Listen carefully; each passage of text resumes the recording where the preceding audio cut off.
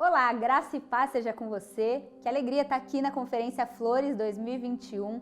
Meu nome é Val Gonçalves, se você não me conhece. Eu sou mãe, esposa, pastora, mas acima de tudo sou filha de Deus e sua irmã em Cristo. E estou aqui para a gente compartilhar um pouquinho da poderosa, da sublime, da perfeita palavra de Deus. Deus quer te curar, Deus quer tocar em você, Ele quer te transformar. Ele tem uma palavra para o seu coração nessa conferência, mulher destemida. Aumente sua expectativa. A Escritura diz que à medida com que você medir, você será medido. Ou seja, você pode se aproximar de Jesus hoje com um copinho desse tamanho ou com uma caixa d'água. À medida que você trouxer, é a medida que Ele vai encher. Então, que tal aumentar sua expectativa em Jesus? Ele é especialista em nos surpreender. Quero agradecer aqui a pastora Tati Soueiro, toda essa casa, pelo convite tão amável comigo. E quero pedir para você abrir a sua Bíblia comigo, então, no livro de Juízes. Nós vamos meditar hoje sobre uma história que impacta muito meu coração. Juízes, capítulo 6, vamos ler a palavra de Deus. Diz assim a partir do versículo 11. Então o anjo do Senhor veio e sentou-se sobre a grande árvore de Ofra, que pertencia ao abiesrita Joás. Gideão, filho de Joás, estava malhando o trigo num tanque de prensar uvas. Preste atenção nisso. Para escondê-lo dos midianitas. Então o anjo do Senhor apareceu a Gideão e disse: O Senhor está com você, poderoso guerreiro. Ah, Senhor, Gideão respondeu: Se o Senhor está conosco, por que aconteceu tudo isso? Onde estão as suas maravilhas que os nossos pais nos contam, quando dizem: Não foi o Senhor que nos tirou do Egito? Mas agora o Senhor nos abandonou e nos entregou nas mãos de Midian. O Senhor se voltou para ele e disse: Com a força que você tem, vá libertar Israel das mãos de Midian. Não sou eu quem está o enviando? Ou em algumas versões, não te enviei eu? Versículo 15. Ah, Senhor, respondeu Gideão, como eu posso libertar Israel? O meu clã é o menos importante de Manassés e eu sou o menor da minha família. Eu estarei com você, respondeu o Senhor, e você derrotará os midianitas como se fossem um só homem. Hoje eu quero te contar essa história que sempre me impactou de maneira muito especial e a gente vai falar sobre uma pessoa medrosa. O tema da nossa conferência é Destemidas, mas o Senhor quer nos trazer um espírito de poder, de amor e de equilíbrio. E eu acho que nada melhor que Gideão para ilustrar essa pessoa medrosa. Juízes capítulo 6, o contexto dessa história é que Israel tinha se esquecido de Deus. Israel tinha se dobrado a Baal, a outros deuses, e então o próprio Deus entrega Israel na mão dos seus inimigos. E a Bíblia conta que eles sofreram opressão dos midianitas por 7 anos, gente. E todas as vezes que Israel ia e plantava o seu alimento lá no campo, os midianitas vinham, atacavam e destruíam tudo aquilo que Israel tinha semeado. Você já pensou nisso? A Bíblia diz que quando Israel andava com Deus, eles colhiam aquilo que eles nem tinham plantado, de tão abençoados que eles eram. Mas agora que eles tinham abandonado o Senhor, outros colhiam o fruto do seu trabalho. Que terrível, né? 7 anos vivendo debaixo de tamanha opressão, de tamanho medo. E é nessa situação que a gente encontra Gideão. A Escritura diz que para os israelitas sobreviverem, eles tinham que fazer cavernas, fortificações, esconderijos, fortalezas para escapar dos midianitas. Só que Israel se arrepende do seu pecado de idolatria e ele clama a Deus, sabe? O povo clama a Deus, pedindo: Deus, tem misericórdia de nós. E Deus é sempre compassivo, misericordioso. Deus sempre ouve a oração dos seus filhos. E então ele resolve descer para dar vitória para Israel, para libertar Israel do jugo pesado dos seus inimigos. E é nessa circunstância que ele escolhe esse homem que eu não escolheria, que você não escolheria, porque Gideão era um improvável. A Escritura diz no versículo 11 que a gente leu, que Gideão está então num tanque de prensar uvas, malhando trigo, ou seja, ele já estava fazendo uma coisa num lugar improvável, porque ele estava querendo terminar logo o seu trabalho para poder guardar o trigo, a fim de que os midianitas não viessem e saqueassem e roubassem o fruto do seu trabalho. Ele estava malhando trigo num tanque de prensar uva a fim de esconder. Val, por que você me diz que Gideão era um medroso? Porque ele estava operando debaixo de uma mentalidade que é muito comum às pessoas que têm medo. Ele estava operando debaixo da mentalidade do esconderijo. Presta atenção nisso que eu vou falar para você e deixa o Espírito Santo ministrar o seu coração enquanto eu falo. O medroso opera na mentalidade de esconderijo. O medroso é alguém que já foi tão lesado, ele já foi tão prejudicado, ele já foi tão ferido pela vida, que ele prefere guardar aquilo que ele tem, ele prefere esconder aquilo que ele tem, do que correr o risco de ter o seu potencial roubado, ferido ou desprezado, menosprezado mais uma vez. Você está entendendo o que eu estou falando? A família de Gideão provavelmente era uma família pobre. Provavelmente era uma família que passava necessidades. Se você continuar lendo o texto de Juízes, você vai ver Gideão falando que a família dele era pobre, que era a menor. Então, a sensação que Gideão tinha era sempre uma sensação de falta, de insegurança.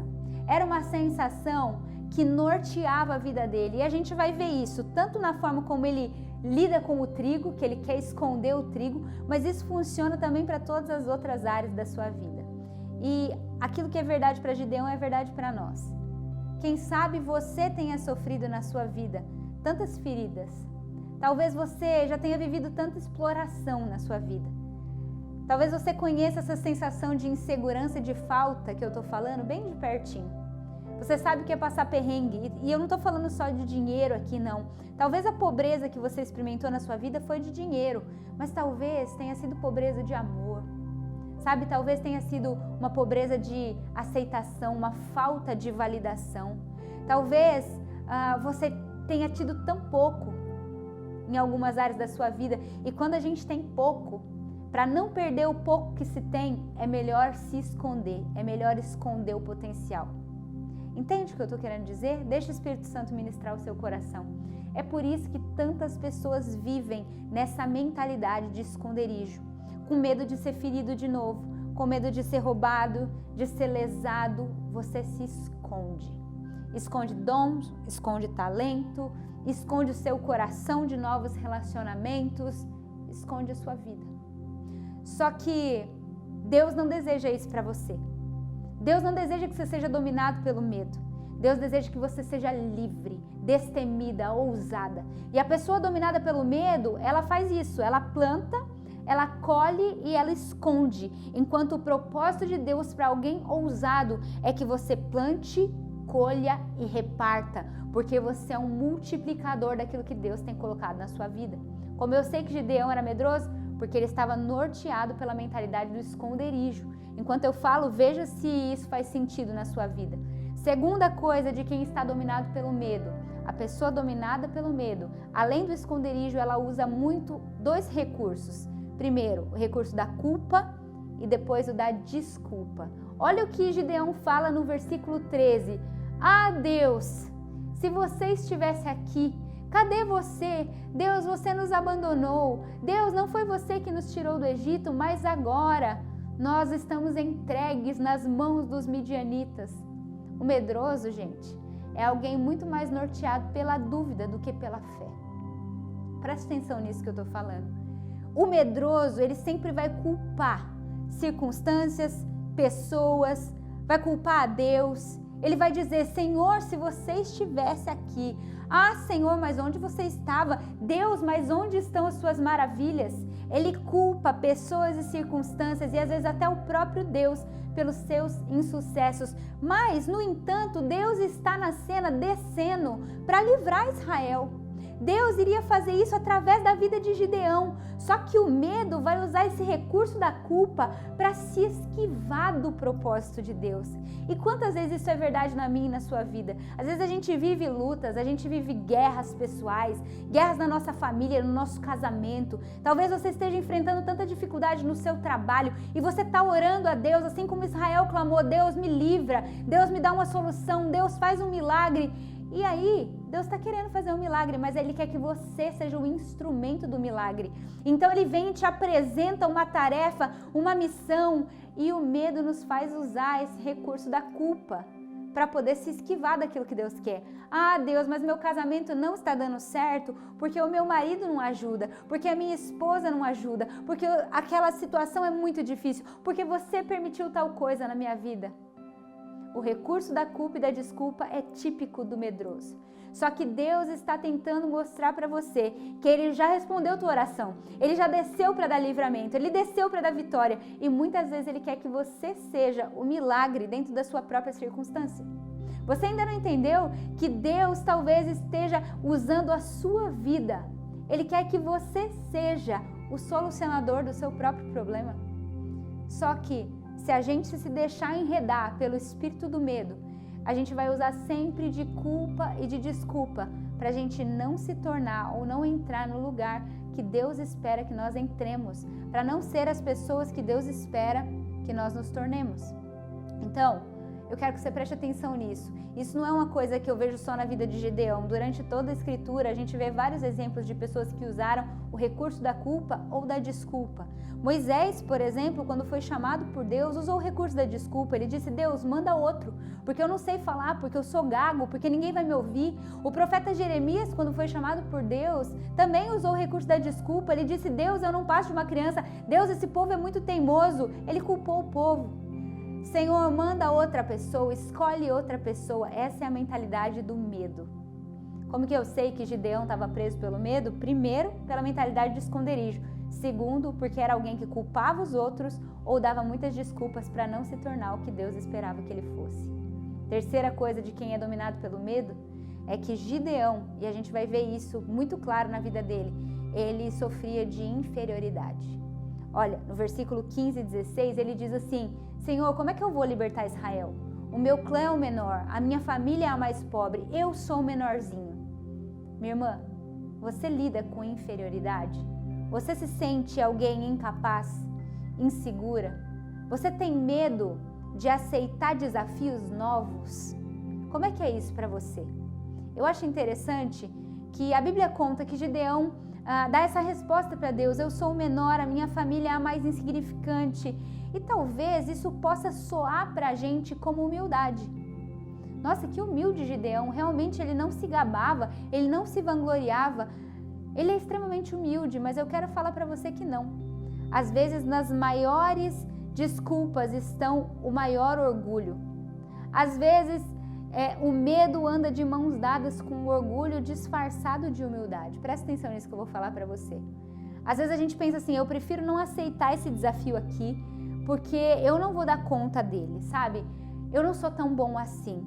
Mas o que está por detrás dessa fala e da mentalidade é que você está presumindo que Deus está te chamando para fazer carreira solo. Deus disse assim para Gideão: o Senhor é contigo, homem valente. Vai nessa tua força, livra Israel das mãos dos midianitas, mas ele diz: não te enviei eu. Ou seja, o orgulho estava fazendo Gideão achar, na verdade, que era ele quem ia libertar Israel. A inferioridade faz a gente achar que depende da força do nosso braço cumprir a missão de Deus. E aí, para a gente não entrar nessa proposta de Deus, entra a inferioridade e a desculpa de que eu sou pequeno, de que eu sou fraco, de que eu não tenho estudo, de que eu sou incapaz, de que tem pessoas melhores, de que os meus pais não me deram isso ou aquilo que eu precisava. Será que você está sofrendo de inferioridade? Será que você está na mentalidade do esconderijo ou usando culpa e desculpa? Mas Deus quer nos libertar, Ele quer fazer de nós mulheres destemidas. E Deus liberta Gideão desse espírito de medo. E como que Ele faz? Eu quero aprender aqui através da vida de Gideão e ensinar você. A primeira coisa que Deus faz para libertar Gideão do medo é que Ele dá para Gideão uma nova ótica a respeito de si mesmo. Deus faz Gideão se ver de uma maneira diferente. Sabe, uma coisa que eu acredito piamente na Escritura é sobre o poder da palavra. A Bíblia diz, e eu quero ler para você um trecho da versão A Mensagem de Provérbios. A Bíblia diz assim: as palavras matam e geram vida. Elas podem ser veneno ou elas podem ser um doce de primeira. Você quem decide. E Deus, quando Ele quer mudar a ótica de Gideão sobre si mesmo, para libertá-lo do medo, Ele usa palavras. Porque palavras de vida e palavras de afirmação mudam destinos.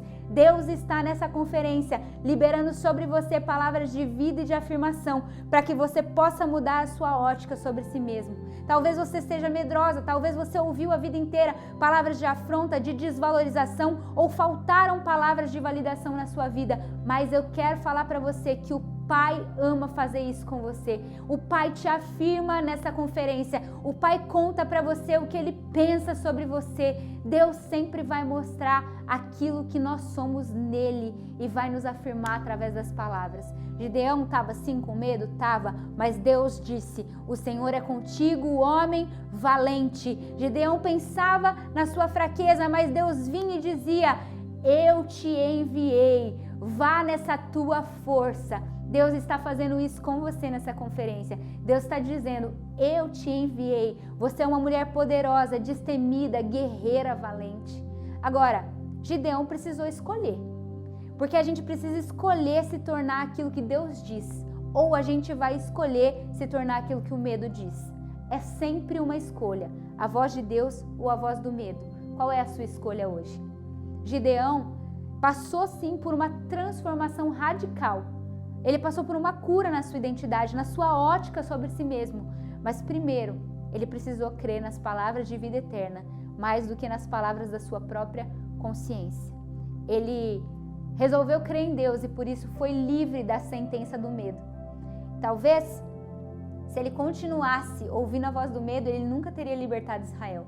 E eu quero falar para você hoje, ouça a voz de Deus a seu respeito. Mulher, Deus não te deu espírito de medo, Deus não te deu espírito de covardia, mas de poder, de amor e de equilíbrio. Toda vez que você sentir que você não é amada, que você não é capaz, escute a voz de Deus. Ele está falando para você a verdade sobre você. A Bíblia diz, veja como é grande o amor que o Pai nos concedeu de sermos chamados seus filhos ou suas filhas, o que de fato nós somos. Todas as vezes que você sentir que não é amada, que você sentir que não é capaz, escute a voz de Deus. Deus escolheu as coisas loucas desse mundo, como eu disse, ninguém escolheria Gideão para confundir as sábias. Ele escolheu as coisas que não são para confundir as que são. Ele escolheu as coisas fracas para confundir as fortes. Mesmo quando Gideão tinha medo de confiar em si, mesmo quando Gideão continuava a duvidar do seu potencial, Deus continuava dizendo, Deus continuava vendo Gideão como um poderoso guerreiro, como um homem valente, como um homem valoroso. Eu quero falar para você é que Deus nos vê como nós somos nele e não como nós somos em nós mesmos. Deus nos vê como nós somos em Cristo. Deus nos vê da perspectiva eterna e não temporal. Então você precisa mudar a sua ótica sobre você mesmo a partir da palavra de Deus. Segunda coisa que Deus faz com Gideão e faz conosco é que Ele tem paciência com as nossas fraquezas. E isso fala tanto ao meu coração. Porque Deus quer salvar Israel através das mãos de Gideão. Mas Gideão quer o quê? Provas. Você conhece a história. Deus molha a esponjinha e deixa fora seco. Deus deixa agora fora molhado e a esponjinha seca. Sabe, é fácil a gente criticar Gideão por causa do seu medo. É fácil a gente criticar Gideão por causa do excesso de pedidos de provas. Mas a verdade é que eu também sou assim. Eu já vi Deus trabalhar e fazer tantas coisas impossíveis através da minha vida, mas de repente, às vezes em quando, eu ainda tenho medo. Sabe, às vezes eu olho para mim e eu me sinto de novo inadequada, insegura, convencida de que eu não posso fazer aquilo que Deus está pedindo. Eu digo, Senhor, eu não sou forte o suficiente. Mas deixa eu falar uma coisa, eu tenho descoberto que Deus não está atrás da nossa força, Deus está atrás da nossa fé. Por isso, Ele é paciente comigo, Ele é paciente com você, Ele é paciente com as nossas fraquezas, porque Ele foi paciente com Gideão. E foi assim que Gideão se tornou um grande libertador. Sabe, Deus molhou dentro da esponjinha, depois Deus molhou fora da esponjinha. Deus deu inúmeros sinais para Gideão ter certeza que ele estava sendo convocado por Deus para aquela chamada. Com Moisés não foi diferente, com Josué não foi diferente. Deus tinha que viver dizendo para Josué, Josué, não tenha medo, seja forte, Josué, seja corajoso. Porque não é sobre você ser forte, é sobre você dar para Deus as suas fraquezas. Presta atenção nisso, não é sobre você saber todas as coisas, mas é sendo fraco, saber quem te fortalece, quem te capacita, quem te ensina. Por isso o apóstolo Paulo diz, eu me gloriarei ainda mais nas minhas fraquezas, porque o poder de Deus se aperfeiçoa em mim. Quando eu sou fraco, eu sou forte. É isso que a Escritura diz. Primeira coisa que Deus faz é mudar a nossa ótica sobre nós mesmos, mas a segunda coisa que Deus faz é ser paciente com as nossas fraquezas. Terceira e última coisa que Deus faz para nos libertar do medo é que Ele, quando Ele quer nos libertar do medo, Ele vai nos levar até o nível do impossível. É isso mesmo. Eu quero que você aperte seu cinto, porque se Deus quer te tornar alguém destemida, Ele vai dificultar as coisas na sua vida. Gideão foi chamado por Deus para libertar Israel e a Bíblia diz que ele tinha 32 mil homens no seu exército. Era um exército grande, poderoso, forte. Mas de repente Deus chega para Gideão e diz, Gideão, seguinte, tem muita gente nesse exército. Gideão, eu não quero tudo isso. Por favor, chegue para o exército e diga, todos que têm medo de lutar vão embora. Eu não sei você, mas eu fico imaginando assim, deveria ter ali de 32 mil homens, sei lá, 2 mil, 5 mil com medo. Sabe quantos homens vão embora? 22 mil homens vão embora. E aquele exército de 32 mil se transforma num exército de apenas 10 mil homens. Gente, se Deus quer libertar você do medo, Ele vai deixar as coisas mais difíceis. Não bastando isso, Deus vira para Gideão e fala, Gideão, tem 10 mil, mas ainda tem gente demais. Gideão, faz um teste. Manda esses 10 mil irem tomar água. E aqueles que beberem água desse determinado jeito vão embora para casa. De 10 mil homens, você pode imaginar, será que ficou pelo menos 5, 8 mil? Sabe quantos sobraram? 300. De 10 mil sobraram 300 soldados para Gideão lutar aquela guerra. 301, na verdade, se a gente contar com o próprio Gideão, né? E Deus explica o porquê Ele faz isso, porquê Ele aperta o cinto, porquê Ele dificulta as coisas até o nível do impossível. Deus diz assim, Gideão, se você tiver muita gente, se você tiver muito exército, muitos soldados, Israel vai achar que ganhou a batalha na força do seu braço. Então, se Deus quer nos tornar destemidas, Ele vai nos levar no nível do impossível. Ele vai nos levar no nível do improvável. Ele vai nos levar ao limite do medo, porque o impossível só Deus pode fazer. E quando Ele faz, e quando a vitória vem, a glória no final é toda dele e de mais ninguém. Minha irmã, se Deus te chamou para algo que você acha que é grande e você já está com medo, fica tranquila, porque Deus vai piorar até chegar no nível da dependência absoluta, porque é nesse lugar que a glória de Deus brilha através de você. Eu quero concluir com você pensando em 1 João no capítulo 4. A Bíblia diz, no amor não há medo, antes o perfeito amor lança fora o medo. Sabe, gente, o medo pressupõe castigo. O medroso é alguém que está sempre tentando se salvar, se poupar, se esconder. Só que Deus enviou um libertador. A semelhança de Gideão, mas muito melhor. Deus mandou um libertador para arrancar a gente, não só da mão de um exército inimigo, não das mãos de midianitas, mas do império das trevas e nos colocar no reino do Filho. Deus nos libertou da morte, Deus nos libertou do pecado através do libertador Cristo Jesus. E Ele nos amou com um amor tão perfeito, morrendo pelos nossos pecados, que nós não precisamos mais ter medo. Nós somos libertos do medo por causa do nosso libertador, por causa do verdadeiro Gideão.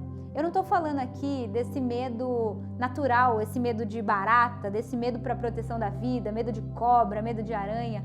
O medo que Jesus veio tirar do nosso coração é esse medo que paralisa, esse medo que aprisiona, esse medo que faz a gente ser menos do que aquilo que Deus sonhou para nós ou do que aquilo que Deus nos criou para que nós nos tornássemos. O medo pressupõe sempre castigo, mas agora Jesus tomou o nosso castigo e nós não precisamos mais temer.